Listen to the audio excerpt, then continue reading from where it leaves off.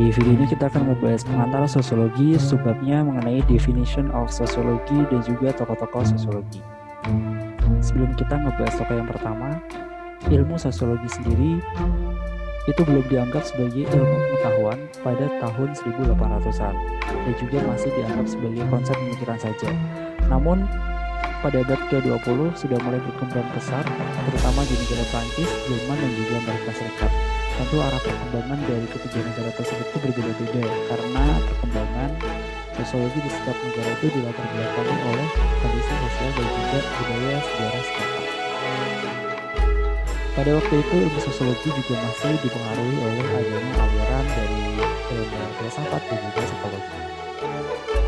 Nah, Auguste Comte ini adalah bapak sosiologi dunia yang mencermati anarki pasca revolusi Prancis dan kemudian menulis buku yang berjudul Curse of the Philosophy Positive pada tahun 1842, di mana di dalam teorinya dikemukakan bahwa hukum kemajuan manusia memiliki 3 tingkatan, yaitu tingkatan ketuhanan, teologis atau fiktif, metafisik, dan positivistik. Di zaman atau di era Auguste Comte ini masih ada pengaruh dari aliran ilmu filsafat dan juga psikologi. Tokoh sosiolog yang kedua yaitu Karl Marx pada tahun 1818 dan 1883. Karl Marx adalah sosiolog berkebangsaan Jerman dari Rusia yang kemudian menulis buku The Communist of Manifesto bersama Friedrich Engels. Dari teori Karl Marx sendiri dianggap sebagai dasar terbentuknya komunisme di dalam satu masyarakat. Dan menurut teori Karl Marx, terdapat pembagian kerja di dalam sistem kapitalisme yang kemudian menimbulkan 2 kelas berbeda, yaitu kelas borjuis dan juga kelas proletar. Karl Marx sebenarnya mencermati akibat atau dampak adanya revolusi industri di Eropa pada waktu itu, yang menimbulkan 2 kelas berbeda ini, yaitu kelas borjuis dan kelas proletar. Kelas borjuis adalah kelas pemilik faktor-faktor produksi atau alat produksi, sedangkan proletar adalah kaum buruh yang bekerja untuk kaum borjuis itu sendiri. Akibat adanya dua kelas yang berbeda ini juga akan mengakibatkan atau menimbulkan konflik sosial antara kedua kelas tersebut. Dan di dalam sosiologi sendiri nanti akan dibahas subbab atau bahasan khusus mengenai konflik sosial. Selanjutnya yaitu Herbert Spencer pada tahun 1820 sampai dengan 1903. Herbert Spencer ini menulis buku yang berjudul The Principle of Sociology dan membahas mengenai hubungan timbal balik norma dalam keluarga dan hubungan antar lembaga politik dan keagamaan dengan hubungan tetap harmonis dan terintegrasi. Di dalam sosiologi sendiri juga akan ada bahasan mengenai lembaga sosial. Herbert Spencer juga mengemukakan mengenai evolusi dari masyarakat. Jadi masyarakat yang dahulunya adalah tipe masyarakat primitif ke masyarakat industri. Jadi ini mengalami 3 tahapan, yaitu tahap tipe masyarakat primitif, tipe masyarakat militan, dan tipe masyarakat industri. Nah, tipe masyarakat primitif ini dikatakan belum adanya diferensiasi dan juga spesialisasi fungsional. Sedangkan untuk tipe masyarakat militan ini adalah heterogenitas itu sudah mulai meningkat. Jadi multikulturalisme di dalam satu masyarakat itu sudah mulai berkembang dengan sangat pesat. Nah, akibat adanya heterogenitas tersebut atau dilatar belakangi oleh adanya pertambahan penduduk pada waktu itu dan juga adanya penaklukan.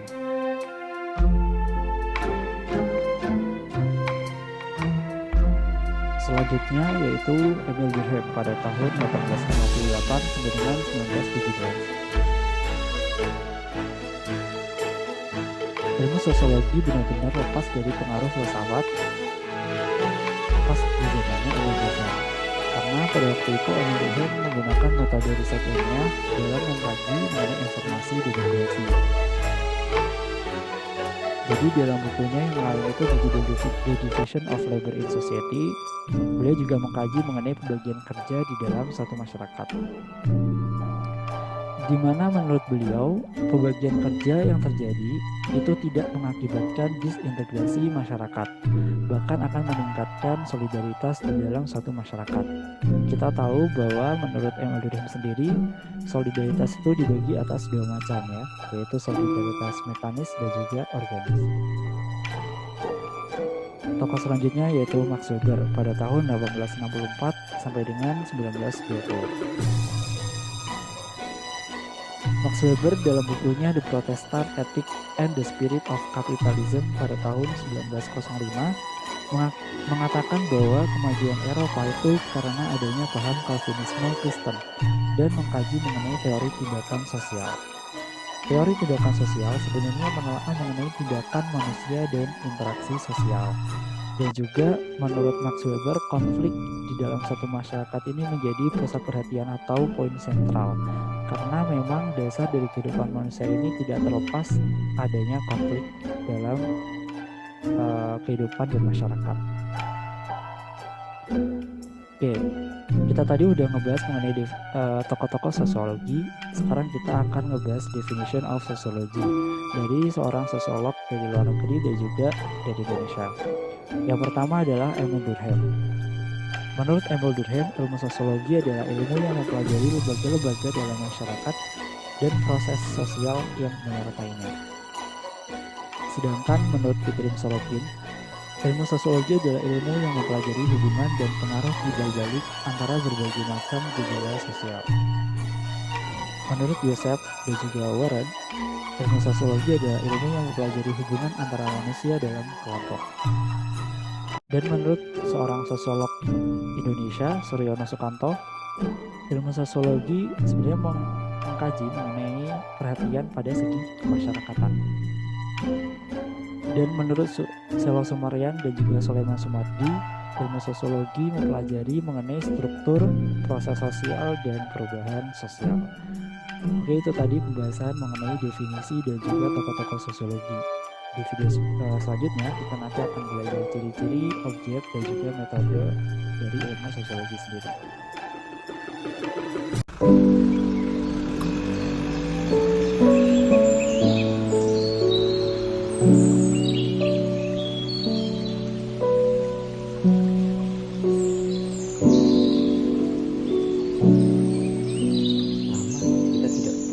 Kampung ya Bu, rasanya lega lihat suasana kampung yang sejuk dan menenangkan. Iya Pak, lama banget kita nggak pulang, udah beda ya. Habis ini kita mesti sowan nih ke rumah-rumah tetangga ya Pak. Harus dong Bu. Loh, kayak kenal sama mereka. Siapa ya? Loh, Pak De Sabar dan istri sudah pulang ya? Oh iya, Kang Koplak. Lama kita tidak ketemu ya Kang. Hus, ngawur, itu Pak Gaji, bukan Pak Koplak Pak. Emang dari dulu ini suami istri gak ada yang beres. Saya bukan Kang Koplak Pak De, saya juga bukan Kang Gaje Bu De. Biung. Saya ini Kang Godes, teman Pak De Sabar sama Bu Dewana ketika kecil.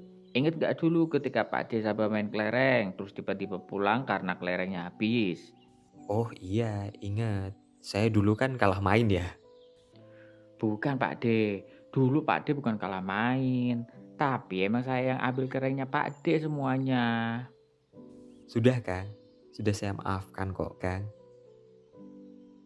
Lah, saya nggak berniat minta maaf Pak De, saya mau ajak Pak De buat silaturahmi sama warga. Nah, nanti siang ada acara peresmian masjid. Datang ya Pak De? Ide bagus tuh Pak. Bapak yang ke acara, Ibu mewakili Bapak buat horizontal body battery saving mode. Apa itu Bu? Soing guys. Rebahan Pak. Aduh. Oke Kang Godes, nanti saya nyusul ya Kang ya.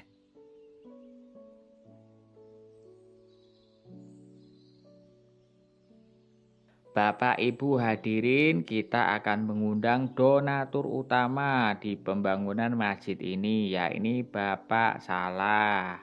Sebelum itu, mari kita dengar sambutan dari Bapak Salah ya Bapak Ibu. Ayo tepuk tangannya dong.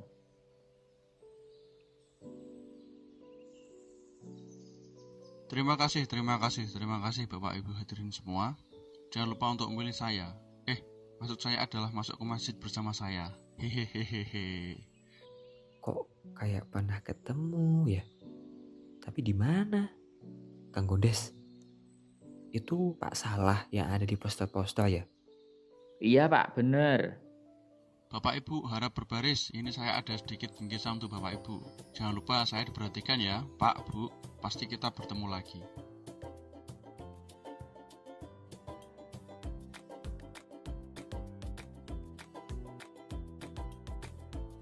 Bu, Bapak pulang. Weh bapak, makin ganteng saja pak pulang dari masjid. Ya jelas toh Bu, ini Bapak bawa bingkisan loh Bu. Dapat dari siapa pak? Dari Pak Salah Bu, dibuka aja dulu Bu. Loh, isinya kok banyak pak? Ini ada foto-foto siapa pak? Kok kayak poster pemilihan calon kepala desa pak? Lah itu Bu, itu yang namanya Pak Salah. Keren ya Bu? Keren batukmu pak. Ini namanya money politik. Kita nggak boleh menerima bingkisan seperti ini pak. Balikin saja pak. Loh, enaknya Bu, ini bisa buat kita makan seminggu Bu. Bapak nggak perlu capek-capek beli. Nggak bisa pak. Balikin aja pak.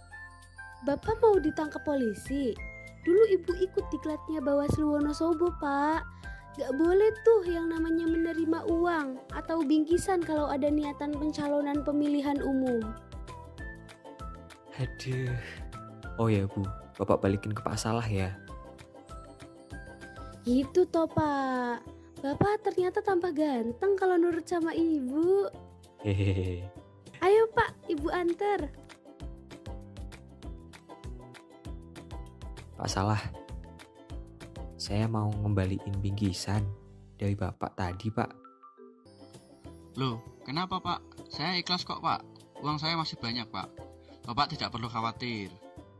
Duh, gimana ya Pak? Biar istri saya saja yang jelaskan ya Pak. Pak Salah, tindakan bapak ini namanya money politik pak. Bapak bisa dipenjara loh. Kata siapa Bu? Iya Bu, Ibu kata siapa? Ya kata saya pak.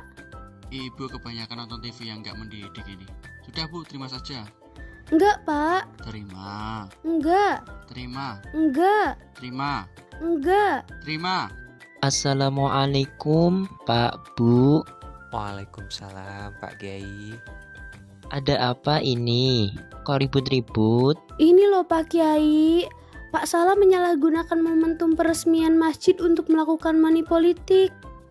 Bapak, Ibu, dalam ajaran Islam, politik uang atau riswa hukumnya adalah haram dan sangat dibenci oleh Allah Subhanahu wa Ta'ala.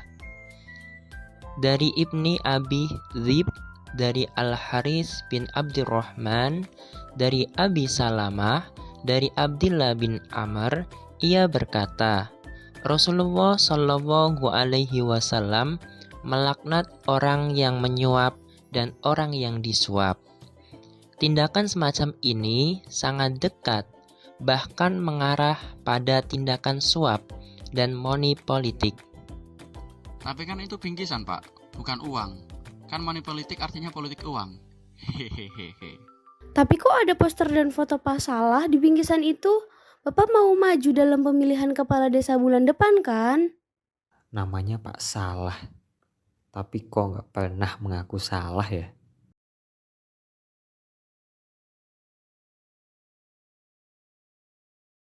Hajatan pemilihan umum menjadi momentum untuk memilih pemimpin terbaik. Memilih pemimpin seharusnya didasari dengan nurani, mempertimbangkan kapasitas pengalaman, visi dan misi para calon, bukan karena imbalan materi dan janji-janji.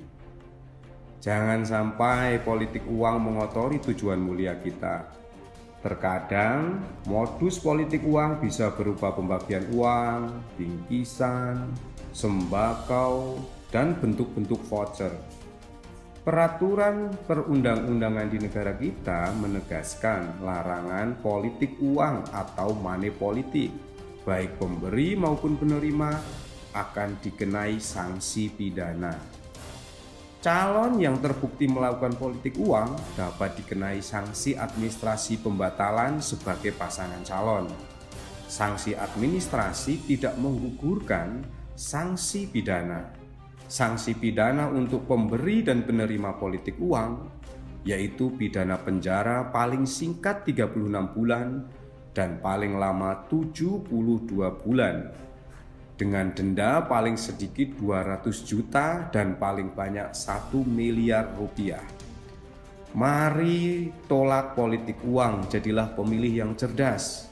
Jika menemukan pelanggaran, laporkan ke Bawaslu Wonosobo melalui Gowaslu, website Bawaslu Wonosobo, media sosial, atau telepon 0286 330 5173 atau datang langsung ke kantor Bawaslu Kabupaten Wonosobo, Jalan Soekarno-Hatta nomor 6A, Wonosobo. Ayo tolak politik uang. Mari tolak politik uang.